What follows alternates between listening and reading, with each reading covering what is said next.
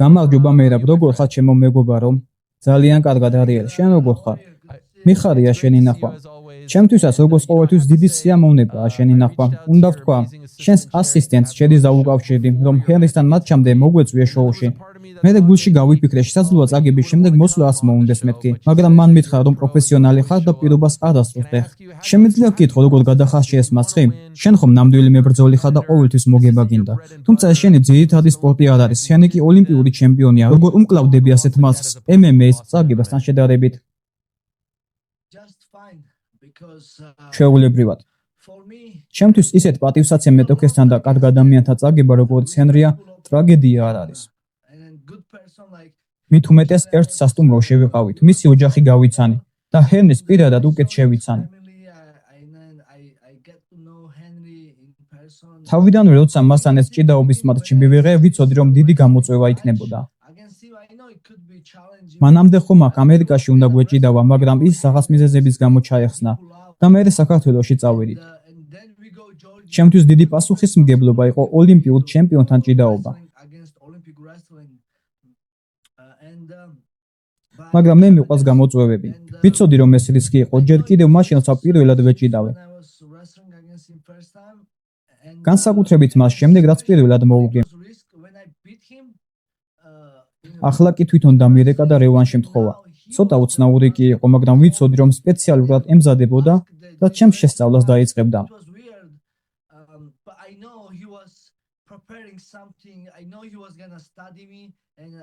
მე კი ჭიდაობისთვის სერიოზულად მოსამზადებლად დრო არ მქონდა. რადგან ყოველთვის ჩემს ძირითად ბრძოლაზე ვარ ფოკუსირებული. ჩვეულებრივ, როცა UFC-ს პარალელურად ჭიდაობის მატჩი მაქვს, დაახლოებით ერთი კვირით ადრე ვიწყებ ხოლმე ოდნავ მომზადებას, როგორც მეორე ვაჯის, რომ ცოტა დეტალები გავიაზრო, მაგრამ ხო, წავაგე ეს მატჩი და მე ვიღემოდით უნახე.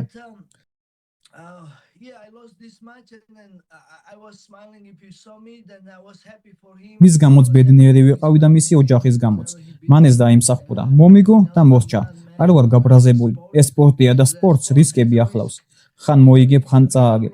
მაგრამ სანამ ღირსეულ მეტოქესთან ვთმობ ბრძოლას, მშვიდად ვარ. ეს იმას არნიშნავს, რომ ბოლომდე არ ვიხარჯები. მე ყოველთვის მაქსიმუმს გავაკეთებ და მე არაფერს ვნანობ. იმ მომენტში საქართველოში ივლისში როცა კამბექით მოიგე, ვიცი რომ MMA არ იყო, მაგრამ ხალხი საოცარ ემოციებს გამოხატავდა. ისეთი ბედნიერი ვიყავი, რომ შენი ხალხის წინაშე განცდილი ეს ემოცია შენ სატიტულო გამარჯვებას უტოლდებოდა. ასეთი დიდებული მომენტი ჩანდა. აბსოლუტურად. UFC-ს ხამას შეიძლება ვერ შევადაროთ, მაგრამ საოცარი შეგრძნება იყო ჩემი ხალხის, ქართველების გაბედნიერება.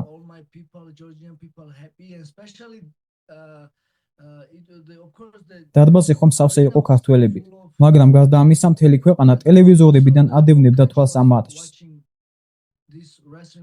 კარგი დრო იყო, ყველა მოყურა და იამაყა. ძალზე ტკბილი მომენტი იყო ჩემი ცხოვრების ერთ-ერთი საუკეთესო დღე.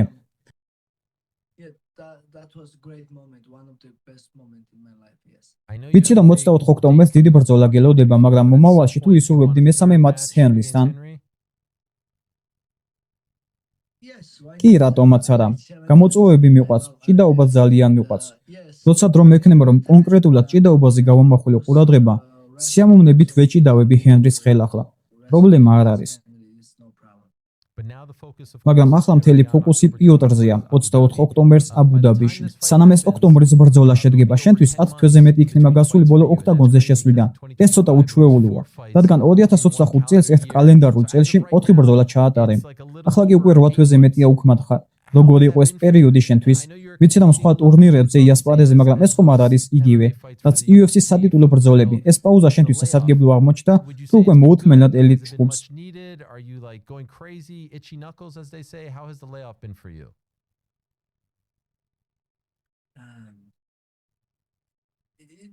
ნორმალური პაუზა იყო. უბრალოდ ველოდებოდი. ცოტა უცნაური კი იყო, რადგან ზუსტად არ ვიცოდი, როდის ვიბრძოლებდი.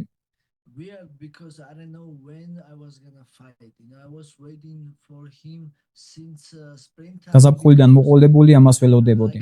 ჩემი ბოლო ბრძოლის შემდეგ იმავე საღამოს ჰანტერმა მითხრა, რომ შემდეგი პიოტრი იქნებოდა, მაგრამ როდის არ ვიცოდი.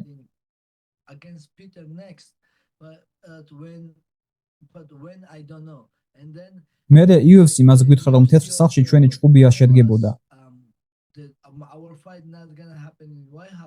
მე იმედი მქონდა ივნისამდე მაინც ვიბრძოლებდით მეთქი. მახსოვს, შენს პოდკასტს ვუყურებდი. პიოტრმა ინტერვიუში თქვა მზად ვარო, მაგრამ გონი მაინც არ იყო მზად. ახლა კი როგორც იქნა მზადა და აბუ-დაბიში მეჭუბება.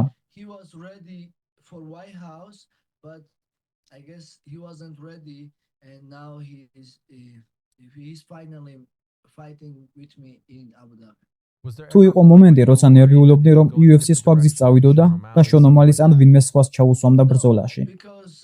არა, რადგან თავიდანვე დარწმუნებული ვიყავი. ამ 5 მატჩიანი მოგებათა სერიით საკმარისი გავაკეთე. თან პიოტრი უკვე დამასხებული მყავდა. ჰანტერმა სიტყვა მომცა, მე კი ვენდობი მას.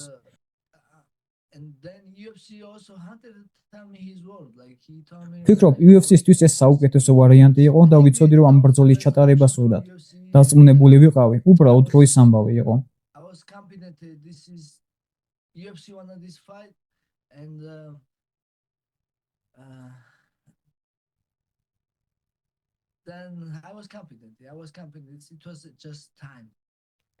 და საერთოდ შენი ეს ხვირი და ყველა ის კოპი და დაჟაჟილობა რაც გაქვს. იტყვი რომ სრულად ჯანმრთელი ხვდები ამ მოსამზადებელმა ნაბს. დიახ, იცი რა გიჟური რამ არის? ყოველ ბრძოლის შემდეგ ცხვირის გარდა არანაირი ტრამვა არ მქონია. ცხვირი კი წესრიგშია. ბრძოლაშიც რომ გამიტყდეს, მაინც შემიძლია გავაგრძელო ჭუბი. ცხვირს სერიოზულ ტრამვად არ ვთვლი. ხოლო ყველაფერი დანარჩენი წესრიგში იყო. შესაძლოა იმავე მცირე დაზიანების გარდა რაც წინა ბრძოლაში მქონდა, მაგრამ ასეგაა დიდი პრობლემა. ასე რომ დიახ, ტრამვების გარეშე ვიყავი და ამდენი ხანი საერთოდ არაფერი მაწუხებდა. უბრალოდ ჯანმრთელი ველოდებოდი ამ ბრძოლას. ცოტა უცნაური კი იყო, ამდენი თვე ჭუბის მოლოდინში ყოფნა. მე ხომ მიყვარს როცა სულ დაკავებული ვარ, მაგრამ ღვთისნებით ყველაფერს გავაკეთე მოგებისთვის. ჯერ არ მოვიგებ ამ ბრძოლას, ისევ აქტიური დავრჩები და ვიქნები ჩემპიონი, რომელიც ხშირად იბრძვის. გასულ ჯერზე მართლაც ძალიან აქტიური ჩემპიონი იყავი. მაინტერესებს მე რა შენთვის რას აქვს უფრო დიდი მნიშვნელობა?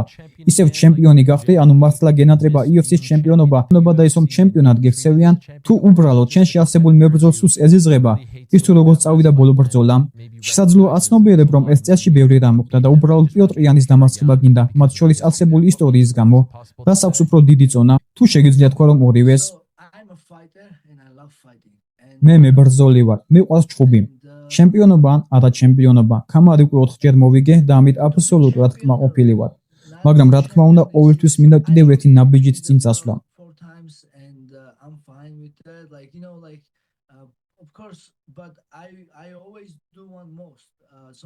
ახლა ქამრისთვის ვიბრძვი და ეს ჩემთვის მორიგი ბრძოლაა. თანაც პიოტრიანის წინააღმდეგ, რომელსაც უკვე მოვუგე და ისევ მოვუგე. ქამარი კი მე პიოტრიანთან მოგება მინდა. ეს არის ჩემთვის ყველაზე მნიშვნელოვანი.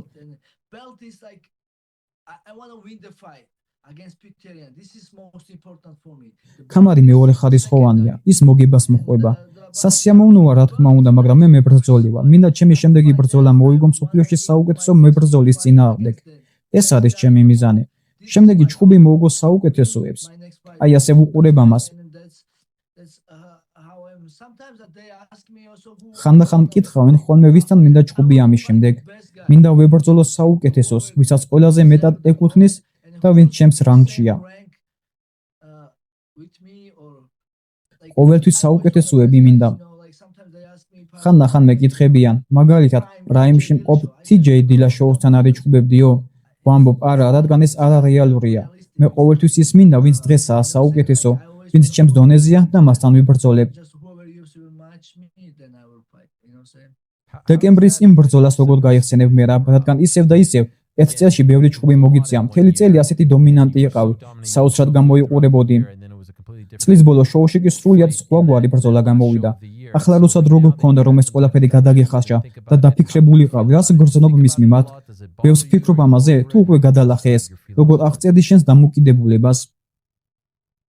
მე ის ვარ, ვინც ვარ. ყოველთვის მიყვარს რისკზე წასვლა და ვიცოდი რომ ვრისკავდი. I know I was taking risk because იმიტომ რომ დაკავებული ვიყავი. ვიცოდი რომ ის კი იყო ასეთ მოკლე დროში ტოპ მეტოქის წინააღმდეგ გამოსვლა. ფაქტობრივად შეიძლება ითქვას დიდი გეგმისა თუ სტრატეგიის გარეშე.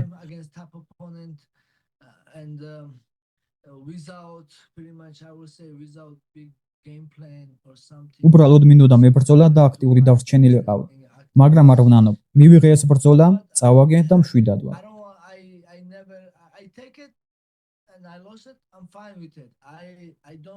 არ ვნანობ და არ ვიწყებ ფიქრს, რა იქნებოდა რომ დამეცადა, რა იქნებოდა გაზაფხულზე რომ მეჩხუბა, რა იქნებოდა ეს რომ არ მქონოდა. არა, ეს ჩემი ხასიათია და ეს სპორტია. ჩვენ ვრისკავთ.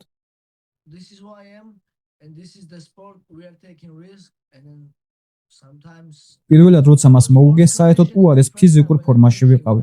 გატეხილი ხელით ვიბრძოდი, მაგრამ მაინც მოუგე. ასე რომ არასდროს იცი რა მოხდება. Sometimes you never know, like sometimes so like დიახ, ის ბრძოლა წავაგე და მივიღე ეს შედეგი. ახლა ანგარიში ერთით-ერთია და მოუთმენლად ველოდები მასთან ხელახლა ჭუბს.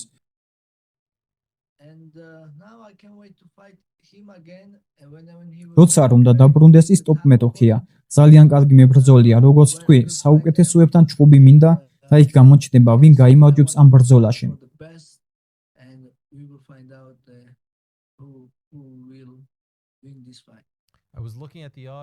კოეფიციენტებს უყურებდი მერაბ და ბუქმეიქერებს ის ყავთ ფავორიტად. ჩვენს პარტნიორებსაც ის ყავთ ფავორიტად 57%-ით, როგორც აი აქ ხედავ. ხალხი არ აფასებს შენ შესაძლებლობებს და ავიწყდათ რამხელა დონის მებრძოლი ხარ, სად არის ყოფილი ჩემპიონის პატივისცემა? რას ფიქრობ ამ ყველაფერზე? მართალი რომ გითხრა მომწონს ეს. მომწონს აუტსაიდერის როლში ყოფნა. მომწონს ოსა ხალხს გონია რომ წავაგე. ეს სინამდვილეში მჭირდება კიდეც. გონი მართლა მჭირდება. ყოველთვის აუტსაიდერი ვიყავი, არავის ჯეროდა ჩემი. მე ვამობდი, ახლა განახებთ ბიჭებო. ბოლოს კი უკვე ყველაფერი იქით მიდიოდა რომ მინდოდა ვინმეს ეთქვა. არავინ მეუბნებოდა, ხო ძმაო, შენ ეს შეგიძლია, იოლია უკვე მოუგე მას.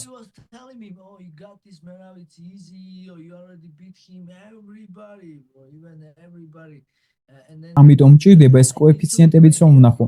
საკუთარი თავი აუტსაიდერად დავინახო და დამატებით мотиваციას მაძლევს. ეს მჭირდება, კარგია. როგორც იცი, ამ კვირის ბოლოს უმარისა და სონგ იადონგის ბრძოლა. მნიშვნელოვანი შეხვედრაა შენს ტონი დივიზიონში, ვის ანიჭებ უპირატესობას. ოდივეს აქვს შანსი, მაგრამ ვფიქრობ უმარი მოიგებს ამ ბრძოლას. რა თქმა უნდა, სონგ იადონგს ყველამ ვიცით რომ ძლიერი დარტყმა აქვს, მაგრამ უმარს კარგი ყმა აქვს. დიახ, მე რომ მკითხო ვიტყოდი რომ უფრო უმარი მოიგებს ამ ბრძოლას. შემეძლია გკითხო იმ შემთხვევაზე, ჩვენ ალჯოსთან ერთად ვიყავით ვეგასში. ჩვენ შოუს ვაკეთებდით International Fight Week-ის წინ, როცა ეს ამბავი მოხდა შენთან საქართველოში. გონი ვიღაც ტიპი იყო უმარის გუნდიდან და სიტუაცია ძალიან დაიძაბა. რა მოხდა იქ, რამ გამოიწვია ეს ყველაფერი?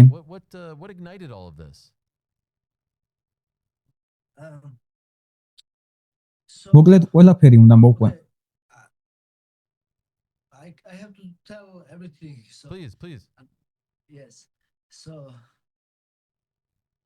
ჩემთვის მორიგი შეჯიბრის კვირა იყო. ჰენრი სეხუდოსთან უნდა მეჭიდავა.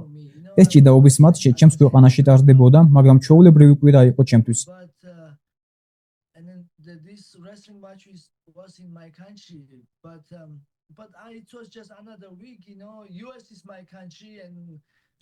საქართველოს ჩემი ქვეყანაა, მშვიდად ვგრძნობ თავს ყველგან, სადაც არ უნდა წავიდე.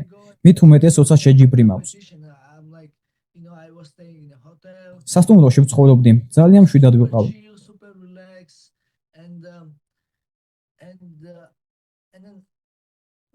ეს კონფერენციას ვატარებდით, ჩემი ინტერვიუ ჩავატარე და მე შესვენება იყო, სანამ პირისპირ დგომი იქნებოდა.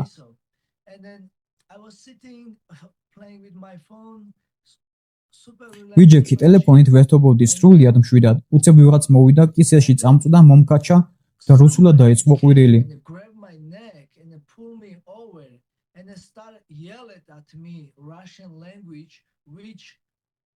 რუსული ძლივს მესმის, ხოლო რამოდენიმე სიტყვა ვიცი რუსულად, ძირითადად გინებები. მაგრამ მივხვდი, რომ ძალიან უხეშად მეუბნებოდა რაღაცას. He was telling me something very strong, like უმარი ახსენა. ზუსტად ვერ მივხვდი რა მითხრა, მაგრამ მოგვიანებით როგორც დაწერეს გონი მითხრა, სანამ მიაკვარ უმარზე არ ილაპარაკო, როცა წავალ მე ილაპარაკიო, ან რაღაც ამდაგვარი. I guess he told me, before I'm here, don't talk about Umar. When I go, you can talk or something like this. სამი დამჭირდა იმის გასააზრებლად, თუ ვინ იყო ეს ტიპი, საერთოდ არ ვიცნობდი, რატომ მიყვიროდა. კი ვლაპარაკობ უმარზე, მაგრამ უმარმა დაიწყო პირველად ჩემი უპატივცემულობა. მერე მეც პრეს კონფერენციაზე საჯაროდ ავლაპარაკდი მასზე აუგად.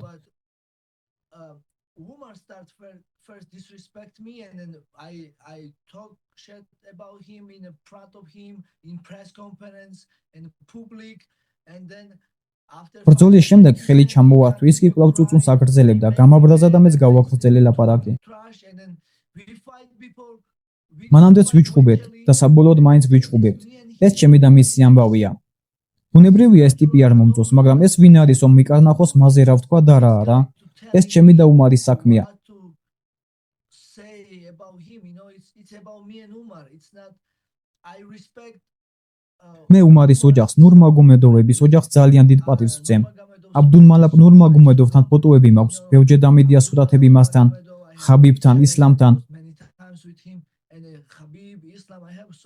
დიდი პატივისცემა მაქვს მთელი გუნდის მიმართ. დიდი ხანია დაღესტნიდან ბევრი მეგობარი მყავს, კარგად ვარ მათთან და დიდი პატივისცემა მაქვს ყველა დაღესტნელის, განსაკუთრებით მებრძოლების მიმართ. ერთადერთი ტიპი დაღესტინა, რომელიც არ მომწონს უმარია და ასევე მისი აფერისტი მენეჯერი. ის აფერისტი მენეჯერი რიზვანი ჰქვია მგონი. მერე გავარკვე ეს ტიპი, ვინც მგონი უმარს ეხმარებოდა ტვიტერზე ჩემს უპატივცემულობაში, მუქარებსა და შეურაცხმყოფელი რაღაცების წერაში.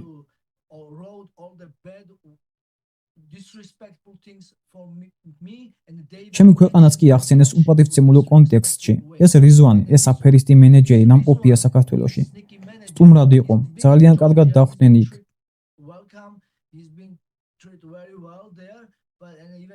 ამის შემდეგაც კი მან პატივი ასცა ჩემს ქვეყანას და მეც უპატივცემულოდ მომეპყრო.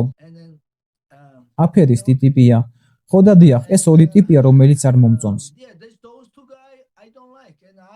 მე ყოველთვის მართალი ვარ. თუ ვინმე არ მომწონს, თვალთმაქცობას არ დავიწყებ.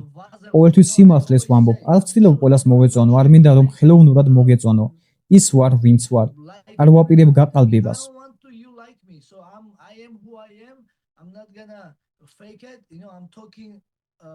უმაზე სიმართლეს ვამბობ, რასაც ვფიქრობ. ვფიქრობ, რომ ცუდი ტიპია. მან უპატივცემულობა გამოიჩინა ჩემ მიმართ. გაბრაზებული ვარ, ნატკენი ვარ. ყოველ ჯერზე, როცა შანსი ეძლება, ყოველთვის უპატივცემულოდ მიხსენებს. ახლა ხანას კითხეს ჩემსა და პიოტრიანის ბრძოლაზე და თქვა, პიოტრი მოუგებსო მომდევნო ბრძოლას. ესეთი სულელური გამართლებაც კი თქვა, თითქოს პიოტრს პირველად იმიტომ მოვუგე, რომ ტრავმა ჰქონდა. Some stupid excuse them I beat Peterian first time because he had an injury. წარმოიდგინე, პიოტრიანთან ჩემი გამარჯვებას კი დააკნინა. იმასაც კი არ სცემს პატივს, რომ იანთან მოგება მაქვს. ყოველ ჯერზე, როცა ამ კაცს ეძლევა შანსი ჩემზე ილაპარაკოს, ყოველთვის უპატივცემულოდ მექცევა. ისიც და მისი მენეჯერის, თუ მარჯვენა ხელი, ის რიზვანი. ესენი არიან ის ორი ტიპი დაღესტნიდან, რომლებიც არ მომწონს.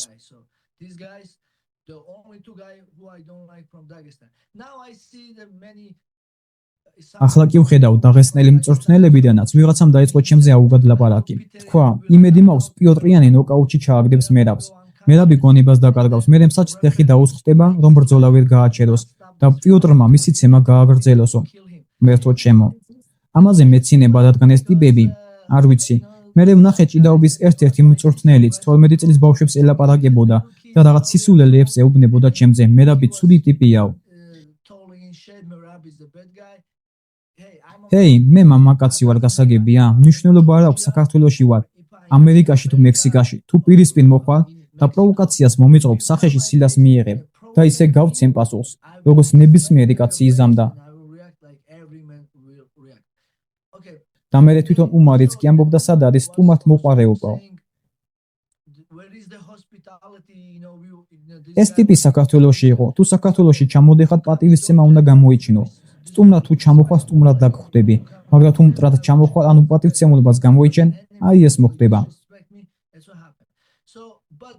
მაგრამ იმ ტიპთან ვისთანაც ეს ინციდენტი მომივიდა, ვინც პროვოკაცია მომიწყო, პრობლემა არ მაქვს. შეიძლება კარგი ტიპია, პირადად არ ვიცნობ, მაგრამ რა მოხდა ამის შემდეგ?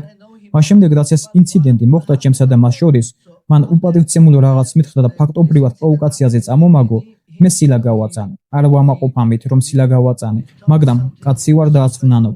ასე მოვიქეცი და მორჩა. He provoked me pretty much and then I slept, but I'm not proud of this that I slapped him, but this is I'm a man and but I don't regret, this is how I'm gonna do it. And then but after that I realized მაგრამ ამის შემდეგ გავიაზრე რომ ჩემს ქვეყანაში ვიყავ. განსაკუთრებით მოზარდებს, ახალგაზრდა ბიჭებს უნდათ ამ ტიპთან ჭუბი. ყველა მე მიჭერდა მხარს. ჩემი მეგობრებიც კი განსაკუთრებით მოჭიდავეები, რომლებიც ოლიმპიური ჩემპიონები და ძალიან მაგარი მოჭიდავეები არიან საქართველოდან. ისინიც კი აპირებდნენ იმ ტიპთან ჭუბს, თუ რაიმე პრობლემა იქნებოდა.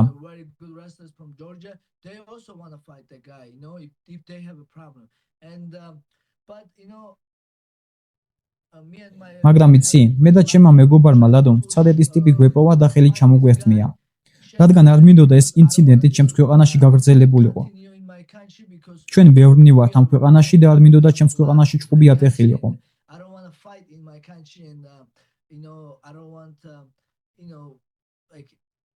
ხოდა ვიპოვეთ ის ტიპები, ხელი ჩამოვართვით და ახლა ყველაფერი რიგზია.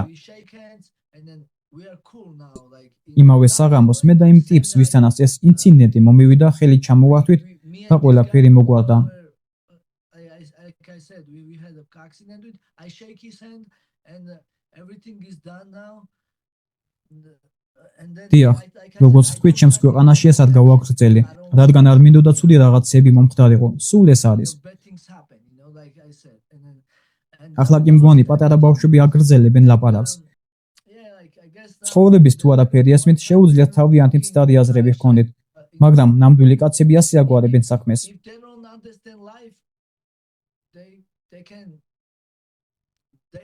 They all have their own judgments, but the real people, that's how we do it, Can I ask you, Merab, you tweeted მერაბ ივნისში ტვიტერზე დაწერე. შენ უპატივცემულობას გამოხატავ იმ თავდადებისა და მძიმე შრომის მიმართ, რასაც თითოეული მებრძოლი ჩადის ამ სპორტში. როცა აუგად ლაპარაკობ, მოვიგებ თუ წავაგებთ, ყველა მეომრები ვართ და პატივისცემას ვიმსახურებ. თუ ვინმე ლაპარაკობს იმაზე, რაც არ იცის, მოვიდეს და პირში მითხრას. ვის გულისხმობდი მაშინ? იმ დროს ეს დავწერე იმ ადამიანების გასაგონად, რომლებიც ილიას მიმართ გამოხატავდნენ უპატივცემულობას.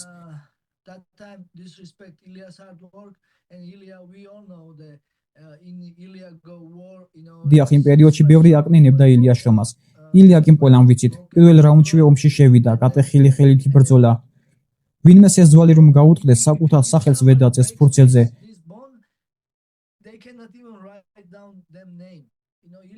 ილიამ კი ამის შემდეგ 4 რაუნდი იომა და მერე მეორე ხელის გაიტეხა. Დამდენი რამის გაკეთების შემდეგ ზოგიერთმა მომენტი დაიჭირა და ილიას უპატივცემულოდ მოეპყრო. ხოდა ფეხებზე მკიდია, ყველა იმ ადამიანს, ვინც უპატივცემულობას გამოხატავს ილიას, ჩემი ძმის ან ნებისმიერი მეომრის მიმართ. დიახ, მებრძოლები ვართ. ხან ვიგებთ, ხან ვაგებთ. ეს არის ის რისკი, რასაც ვწევთ. მაგრამ პატივისცემა გვჭირდება. შეიძლება ვინმე თქვას, კარგი მებრძოლია, ან ცუდი მებრძოლიაო, მაგრამ უპატივცემულობა და მებრძოლზე დაცინვა ეს არ არის კარგი საქციელი.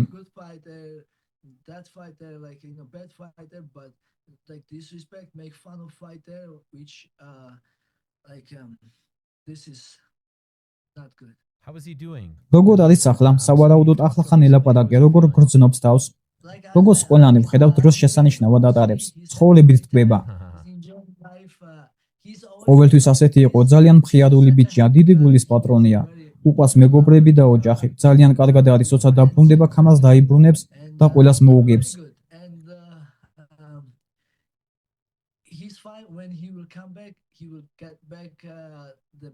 ვერავინ შეაჩერებს. დიახ, ის საუკეთესოა. ეს თქვენც უკვე იცით, მაგრამ ის ამას ისევ და ისევ დაამტკიცებს.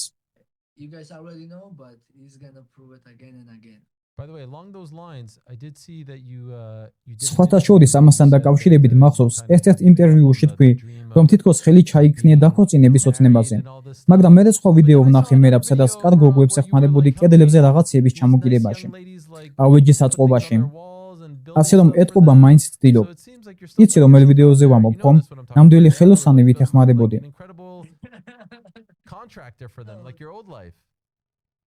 Listen, to help the young ladies. ახალგაზრდა გოგოების დახმარება ჩემი ძველი ცხოვრებიდანაა, მაგას ყოველთვის გავაკეთებ. ყოველთვის ვაკეთებდი და გავაგრძელებ. But yes, right now მაგრამ დიახ, ახლა ცოტა შესვენება მაქვს აღებული ცოლის ძებნაში. რადგან მივხვდი, სადაც ვარ ვეგასში, აქ სადაც ვცხოვრობ, ძალიან რთული იქნება ცოლობისთვის შესაფერი სი გოგოს პოვნა. will be very tough to find the white material woman and თანაც ალბათ დროსაც არ ვუთმობ იმას, რომ სადმე წავიდე, თუნდაც აქ ამერიკის სხვა კუთხეში, თუ ჩემს სამშობლოში. country here or even in my home country or like really ამას მართლა სჭირდება დროის დათმობა, რომ კარგი ცოლი იპოვო. ამას გარდა ძალიან დაკავებული ვარ, სულ ფოკუსირებული ვარ. თანაც ისე იოლი ტიპი ვარ, მესმის ჩემი ცხოვრების, სულ დაკავებული ვარ. ხო და როგორც იცი, 10 ისეთი ლამაზი სახე მაქვს. ლამაზ გოგოებთან ფოტოებს კი ვიღებ, მაგრამ შეიძლება ზოგს ას კი მოვწონდე. I don't have a beautiful face. I've been taking pictures with beautiful ladies too. Maybe some good girls don't like me, you know. Oh, how could they not like you? Maybe you have to არა, როგორც შეიძლება არ მოსწონდე. ალბათ საქართველოში უნდა დაბრუნდე სახლში და იქ იპოვო შენიანი. როცა ყველაფერი დაწყნარდება, ახლა კი ძალიან ფოკუსირებული ხარ. ხედავ როგორ მძიმედ ვარჯიშობ. ჰავაიზე იყავი მგონი მარკ ცუკერბერგთან ერთად. ჰავაზე იყო წყალში რომ თითქმის გადავარდით. ცოტა საშიში კი იყო. შეხედე ამას. Training always with my დიახ, კარგი ვარჯიში იყო მარკ ცუკერბერგთან. I see this from Mark. Look at him. yeah, he does actually. Let me tell you what. მართლაც ნება მომეც იგითხრა. ნახე რა კარგი ტექდაუნები აქვს, ტექნიკაც კარგი აქვს და ამ ყველაფერს ძალიან სერიოზულად უდგება. His technique is good and he's taking serious this. He's training. ყოველ დღე ვარჯიშობს. დილით რომ მიღვიძებს პირველი რასაც აკეთებს, ცოტას მუშაობს, რა თქმა უნდა ონლაინ და მე ეგრევე ვარჯიშზე მიდის. უკეთესი და უკეთესი ხდება. Then comes the training and he's getting better and better. Yeah, so this training was from Lake Tahoe. ეს ვარჯიში ტბა ტახოზე იყო. Yeah, Hawaii. ჰავაიზე დეკემბერში ვიყავი, ჩემი ბრძოლის შემდეგ. December, right after my fight. Remember when we sparring? Yes. გახსოვს სპარინგი რომ გქონდა? That must დიახ, be- დიახ. What does he do? რას აკეთებს ხოლმე? უბრალოდ გერეკავს და გეუბნება მე რა მოდი ვივარჯიშოთო? Yeah, I had time. დიახ, როდესაც ძალიან მეუბნება, თუ ძალიან მოდიო. ბოლო ბრძოლის შემდეგ ვაშინგტონშიც გამომიძახა. And he also invited me in right after Elias fight in Washington too. He was there too, and I met him again. We training in Washington too, and yeah. So he likes სწავლა უყვარს განვითარება. ყოველთვის ბევრი შეკითხვა აქვს, ყველაფერი იცის, ყველაფერს უყურებს. რაც კი საბრძოლო სპორტს ეხება, ძალიან გატაცებულია MMA-ით, ჯიუ-ჯიტსუით და ჭიდაობით. Love it. It's incredible to see you out there with him. I'll let you go in a second. ეს მომწონს, წარმოუდგენელია შენი და მისი ერთად ნახვა. UFC 333, the trilogy. რას გრძნობ 24 ოქტომბერთან დაკავშირებით UFC-ს ტრილოგიაზე. სხვათა შორის ერთ-ერთი იშვიათი ტრილოგია UFC-ს ისტორიაში. არ ვიცი თუ არა რომ პირველი ბრძოლა სატიტულო არ ყოფილა, დანარჩენი ორი კი სატიტულო იყო. როგორც ლეონ ედვარდსისა და კამარო უსმანის, ან გრეი მეინარდისა და ფრენკი ედგარის შემთხვევაში. ასე რომ კარგ კომპანიაში ხარ. რას გრძნობ, როგორც წავა ბრძოლა? Good company. What are you feeling as far as the way the fight goes? ზადვა და ძალიან მიყვარს ეს ბრძოლა. პიოტრი ყველაზე სახიფათო ტიპია ჩემს წონი დივიზიონში ახლა და ძალიან ბედნიერი და მადლიერი ვარ მასთან ჭუბით. რთული გამოწვევა მაქვს.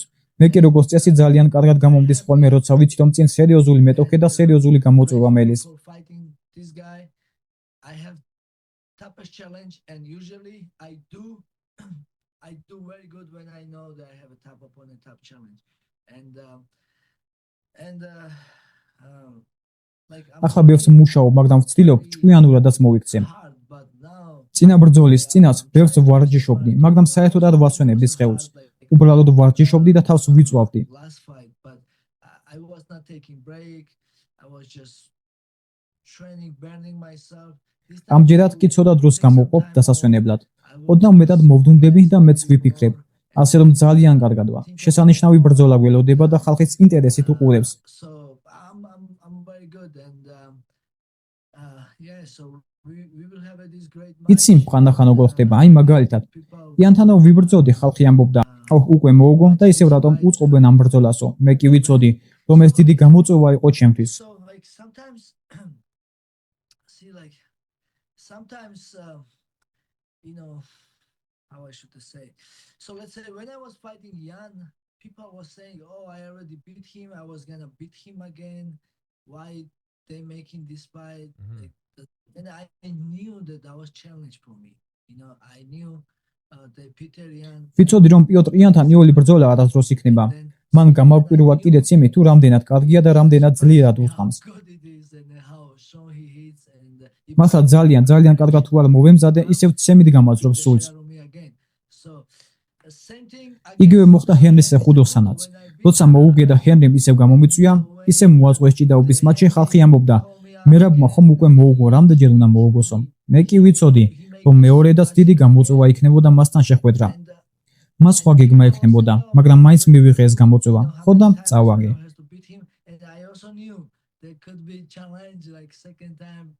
You know, go against him, you know, he will have a different plan, and I still accept this, and then I lost now. But so მაგრამ ამჯერად პიოტრის წინააღმდეგ ძალიან კარგად მომზადებული შევხვდები. ფსიქოლოგიურად სწორ ადგილას ვარ და ფიზიკურადაც საუკეთესო ფორმაში ვიქნები. ცხოვრება მშვენიერია, ტკბები ამით დამადლიერი ვარ ცხოვრების.